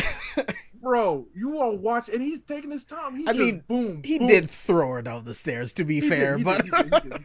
You know, I apologize. He threw Allison down the stairs, broke her leg. Unfortunately, she's watching. He's like, watch this show. It's just fucking him up, and he's still alive. And then he's like, all right, I'm done. He starts walking down the steps and like, you know what? I'm not. Takes his head, and I thought he was just gonna rip it off. And I said, flips it all the way around. I'm like, oh shit. He's like, what? This nigga still breathing? All right. He's like, you. The force is strong with this one. You a tough one, huh? You know what? I underestimated you, bro. And she's just looking in horror, like just screaming. I said, this is what y'all wanted. Keep in mind. Y'all thought y'all could take him on. Exactly. And Allison, your dumbass should know better. Yeah. Should know better. They set him on fire. You were there. It's like, yeah, nah. And to still have the audacity to talk, I was like, all right. I mean, hey, I'll say this about the Strode woman. They are fighters. At least Lori got that right for sure. She bred some fighters. And I did appreciate, she's like, do it. And then of course you think like, oh yeah, kill me, Michael. But who is it? Karen with the pitchfork. I'm like, oh, okay, Karen, you decide to get it together. Why does no one go for the head? Yes, this is a movie and we have to keep going, but go for the head. He's on the ground. Take the pitchfork and thrust it through his fucking skull a couple times. And instead, she forgot to lace up her Timbs and was like, I'm going to do it like how New York niggas do it. But I'm going to curb stomp them. It's like, if you had Timbs, it would have worked. You didn't have Timbs. It did not work. She got on some Melissas. Oh, yeah, you did hear the crunch, too, though. You did hear the crunch. So it was like, yo, all right, that was a normal human being. That person is definitely dead. Like, they have to be dead because you heard the crunch when she stepped on them. And she takes the mask. And what does he do? My man still gets up. I'm like, damn. I'm like, y'all, are y'all finally starting to get it?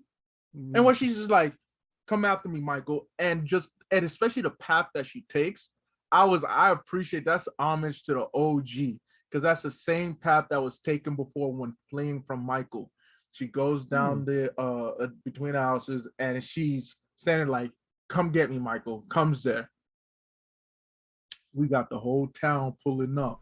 Bro. At least 15. 20 yeah, so he's at 30. He's over 30. He might be at 40. This man racked up a body. But yo, I was so excited. I'm like, in my opinion, I was yelling at the TV screen. I was not rooting for the citizens at all. I was like, Mike. No, I wanted him to fuck them all up. You. Yeah, I was like, Mike, you see how they think you pussy, bro. They think you a he was bitch, like, bro. I bet. And he puts the mask back on, and they do get some good blows in. Like he gets shot like 4 times. Yeah. They beat him. Karen stabs him in like the back of his neck towards his spine. Yeah. And again, then all things that should have killed him. A normal man, that is. And the score over all of this is so fucking sick, bro. Like and Laurie's dialogue over it too. Like it's so perfectly written. It's so perfectly edited. She's like, I always thought the Michael Myers was flesh and blood like you and me, but a mortal man could not survive what he's been through. The more he kills, the more he transcends. Impossible to defeat. Fear. People are afraid. That is the true curse of Michael Myers. You can't defeat it with brute force. It is the essence of evil. The anger that divides us. It is the terror that grows stronger when we try to hide. You can't close your eyes and pretend he isn't there. because he is, bro.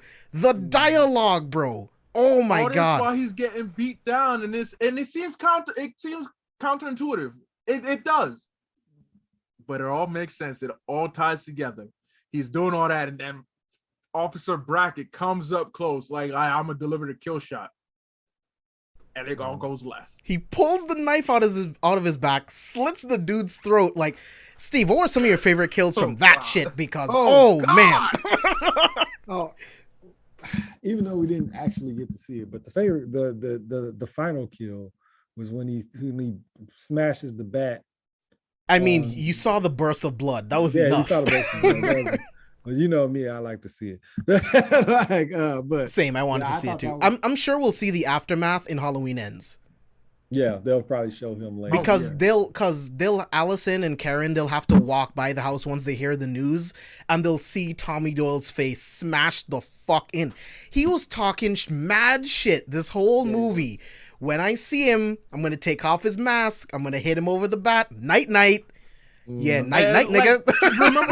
Remember what he said earlier with the after the page. He's like, "Yo, I'm sorry." When he was apologizing to Karen, he's like, "I'm sorry, but I gotta keep fighting, and if I'm gonna die, I'm gonna go out swinging." Yeah, you went swinging. He tried to swing. Yeah, boy was like the slow-mo scene, like wiping the blood. He's like, and you're done.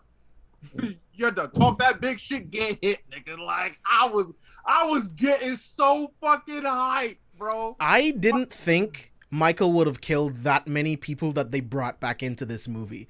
I thought that we would have seen them together in Halloween Ends, and then some shit happens, but nah, that's not the case, bro. So the only ones that are left, Lori and Lindsay, they're the only ones left from that night. Mm-hmm. Absolutely. Man, it was crazy. And then had to work. You know, Karen is counseling Allison because they think that, oh yeah, everything worked out. The townspeople got that motherfucker. So what does she do? She goes upstairs. She's looking out the window. Surprise, motherfucker.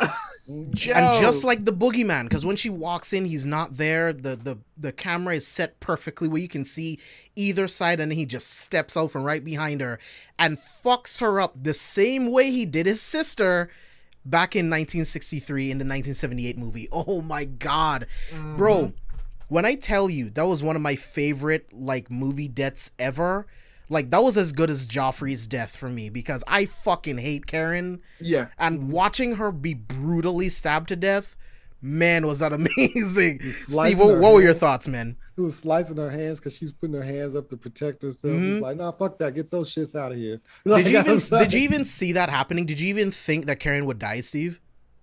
Well, I did technically, because I was watching the last 10 minutes as we were talking about it. So it was like, I was so happy to see Karen die. I was like, oh, this bitch gonna die.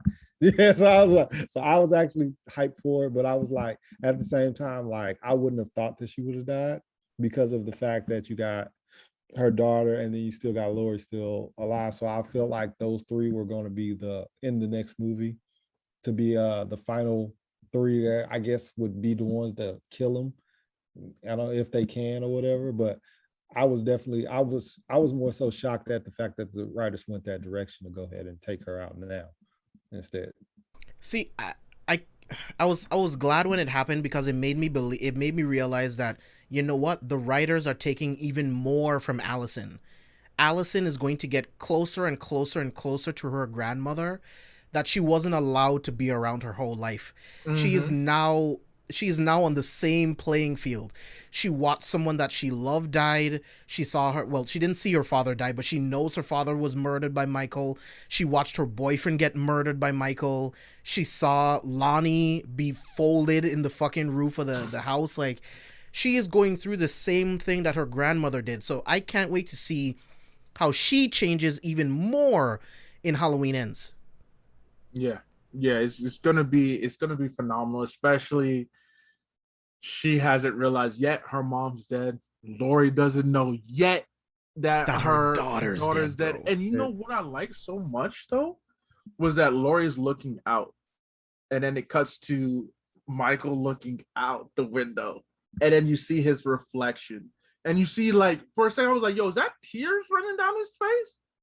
And I was like, "Nah, that's just the blood stain." Yeah, that's just blood.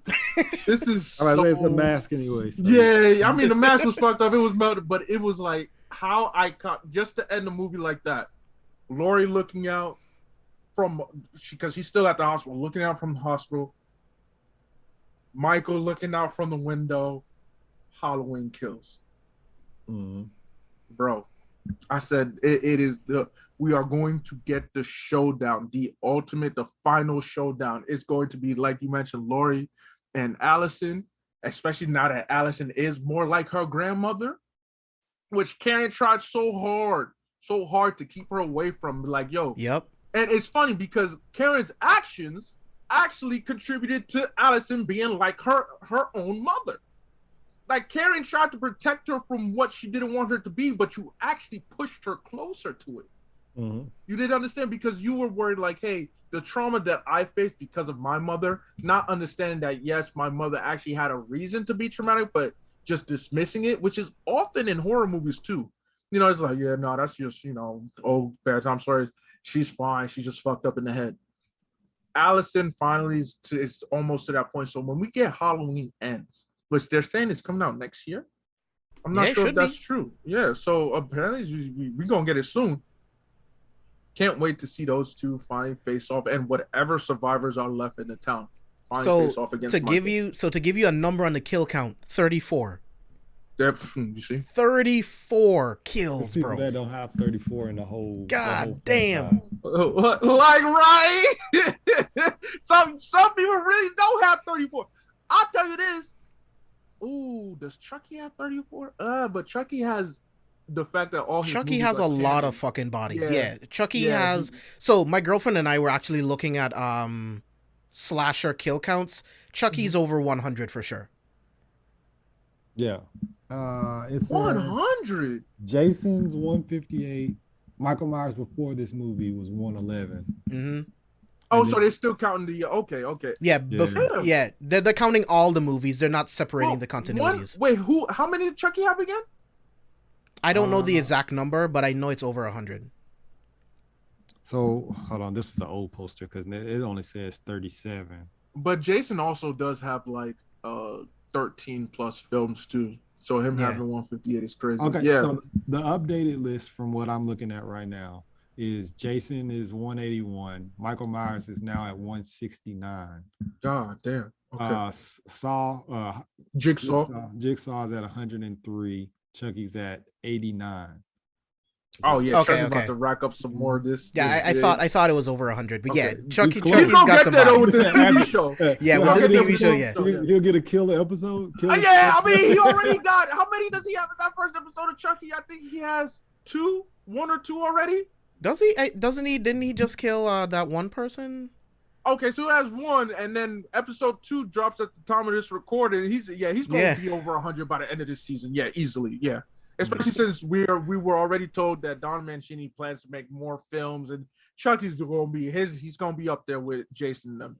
Yeah, Michael was boy, but yeah, 34 in one film. Yeah, one movie, bro. Yeah. So he jumped up a lot. So I think the people that made Halloween saw that kill count post. Yeah, they were lying. Yeah. They were lying. When was the last time we saw Jason? When was the last time we saw Freddy? Oh no, yo. Freddy is low, actually. It says Freddy is only at 53. Total. I'm actually surprised by that number, actually. Yeah. I mean, I wonder if they're counting his kills as a serial killer as well. No, I don't think so. No, I think they're probably not. After. Yeah, in costume. Yeah, everything after. But yeah, man, damn, I didn't expect it to be that low because he has almost as many movies as Jason. Yeah, honestly. I guess. And then they have the duo movie, but I will say this: Freddy was using Jason to rack up the kills first. Yeah. So Freddy was like, and Jason got a lot of kills in that crop shot. Jason got a lot at that bonfire. Yeah. That's where all his kills. A lot of people. Yeah. But yeah, man, Halloween kills. Go ahead. I was about to say, I'll say that Freddy, most of the time in his movies though, there's like 4 characters, and he kills them. So it's a small number. Yeah. It is. And then sometimes you don't know, like. Because they also capped his kill count in the movies when they decided to just drug the kids and like put them comatose too. So it's just like, all right, well, he lost some opportunity, but all right, I still expect it to be a bit higher, but I can see why it's low too. I can see why. My bad. No, you good, bro. You good. No, so I mean, Halloween Kills was a lot of fun. Every time I watch it, like I've seen it 3 times now, like I said in the beginning, the more I see it, the more I love it. Which is crazy because I've seen people say that the more they think about it, the more they hate it. So it's very interesting to see how divisive people are in this film. You either love it or you hate it. But Steve, I want to start with you. Let me get your final thoughts on Halloween Kills. I thought it was good. I thought it was everything that that you should expect. Like, what are you expecting from a Halloween movie? Are you expecting like this great, well, beautifully written story? Like, what are you expecting from a Halloween movie going in? And even then, like, I enjoyed it just because of the fact that even initially, like I said, the opening credits, it just gives you that 78 vibe. That was the whole premise of the thing. And I appreciated that it wasn't up to date, like kills, like graphics wise and things like that. It felt like a 1978 film because of the fact that this is still the same night, you know what I'm saying, in 1978. So I appreciated that, whereas other people hated it for some reason, but I really appreciated it. I really loved it. I thought that it was really good. I thought it was definitely something that was out of the box too, because they could have easily made this a updated movie with fucking street cameras and you can see Michael Myers everywhere. They could have easily went that route. I appreciate the route that they're going with this, and I like it. So yeah. Absolutely. Yeah. Hey, what about you?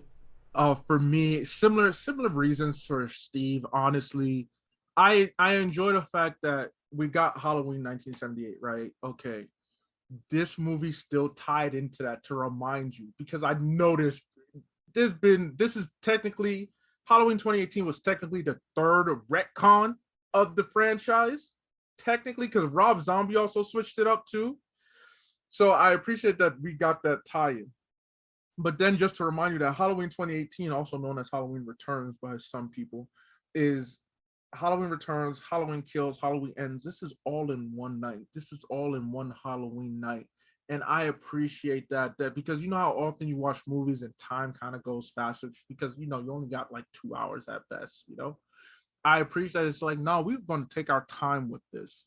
I appreciate that this movie is giving what it needs to give. It is a slasher film.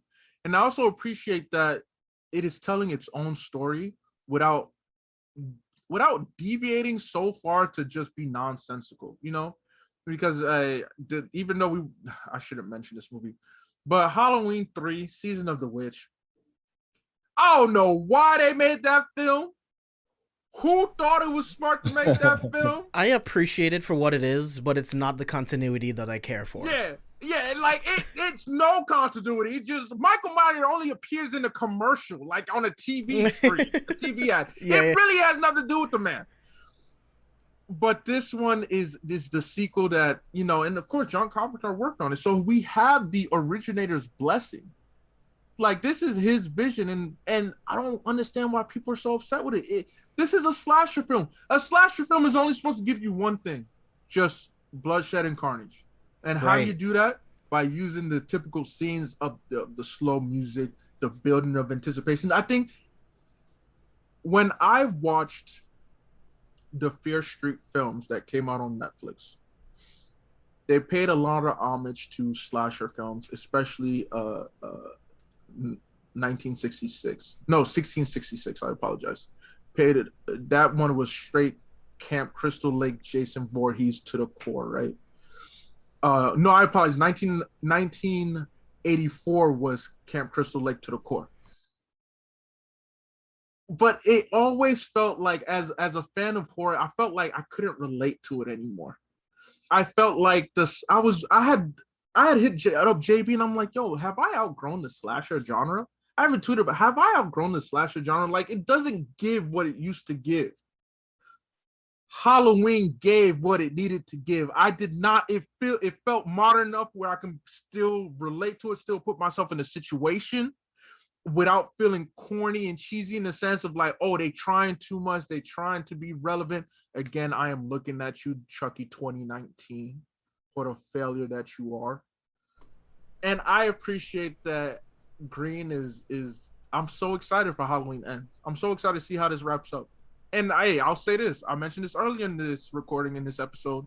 I'm really glad that we are not tying Michael and Laurie the way that the old films did, in the sense like, oh, that's the sister, because it defeats the purpose. Like you mentioned, JB, several times you said it.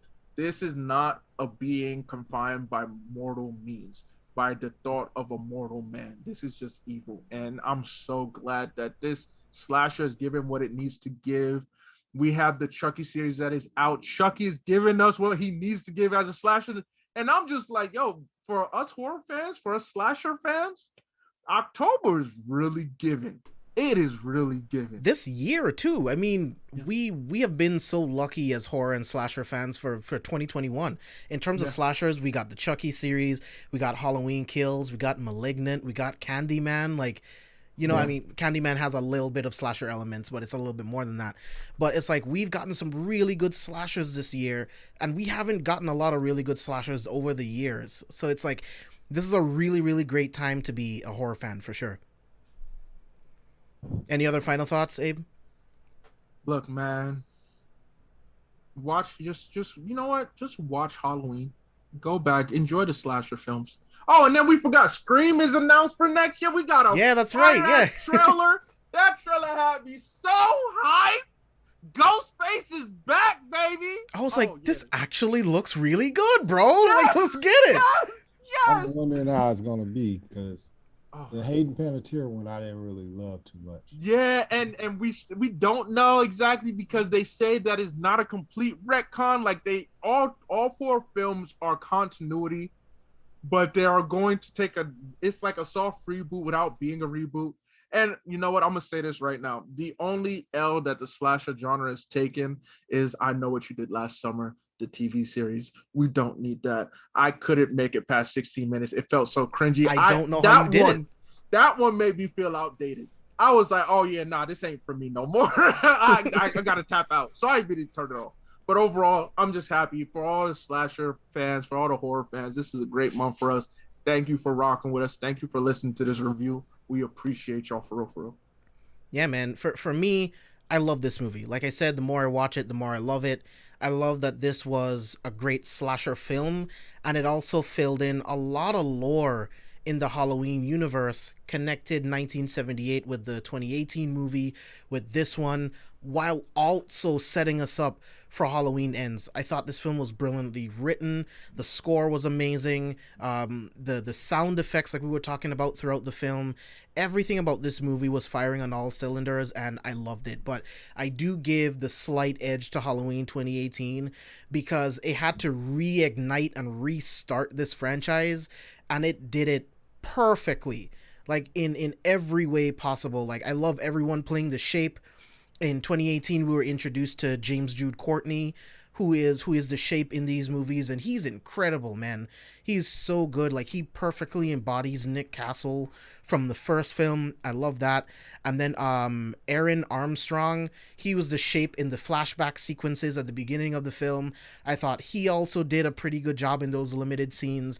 They all made me feel like they were the Shape, and you can tell again that the filmmakers really, really care about this universe, which is why John Carpenter was involved. He saw what David Gordon Green and Danny McBride was doing, and he's like, these people actually give a shit about the property that I created all of those years ago, and he's now a part of this process, making this incredible trilogy. As of right now, I can say this confidently, that the Halloween trilogy, as we have it right now, is the best horror, the best slasher trilogy in history.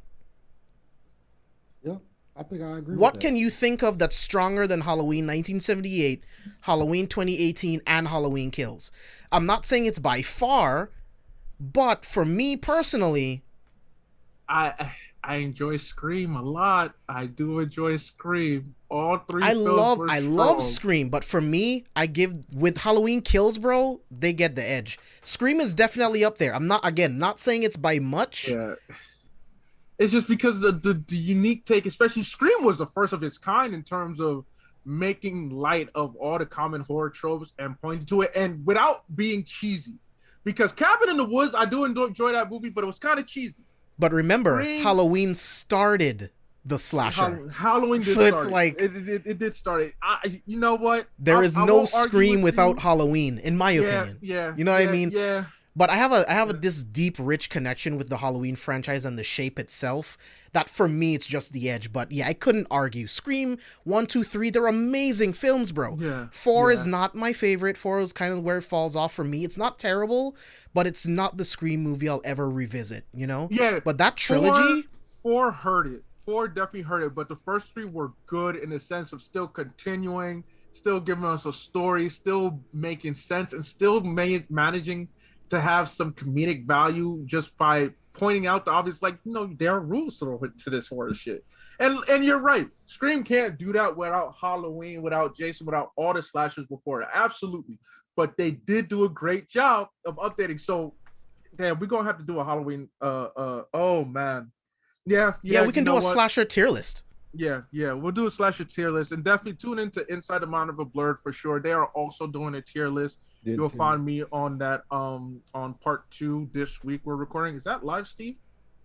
I think it is going to be live. Okay, I think it's going so to be you can live catch me there. But Halloween. Yeah, I would throw Scream out there. Any other horror trilogy?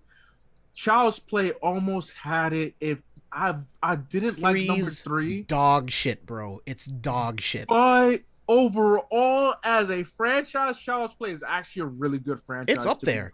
As really far as a good franchise, Chucky's First 3 definitely over Jason.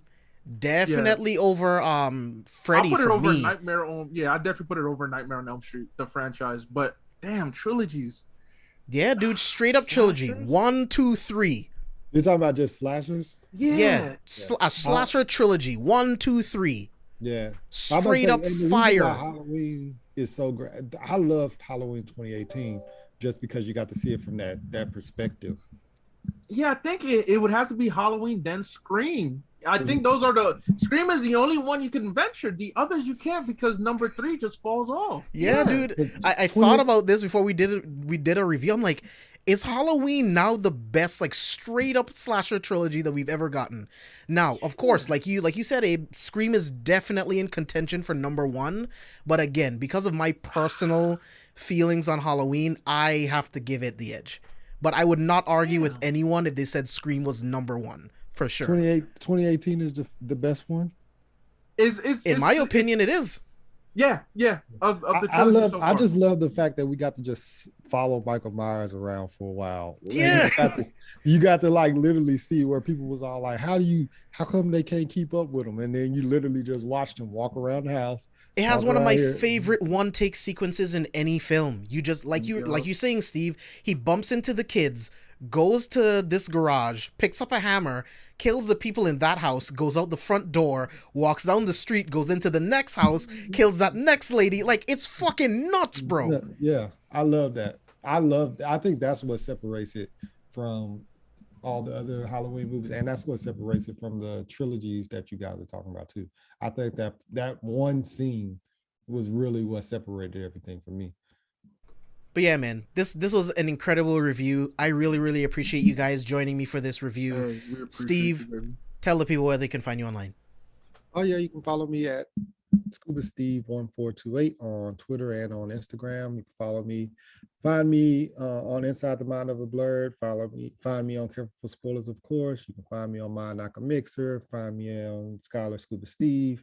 You can find me every now and then on this on Mobcast Mafia. And yeah. Oh, Daz of Sports as well. I've been doing a lot. So but yeah, man, just follow the InMod page and it can take you to everything pretty much. Basically. Yeah. Ladies and gentlemen, it is Anikulapo, the Jinn of Apocalypse, Laburu, son of Darkseid himself, Prince A. Lawal.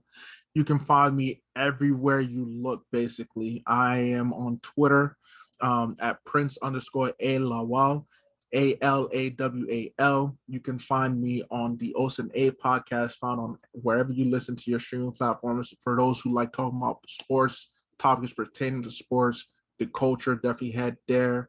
We're excited. We have football season in full swing for all those who love football.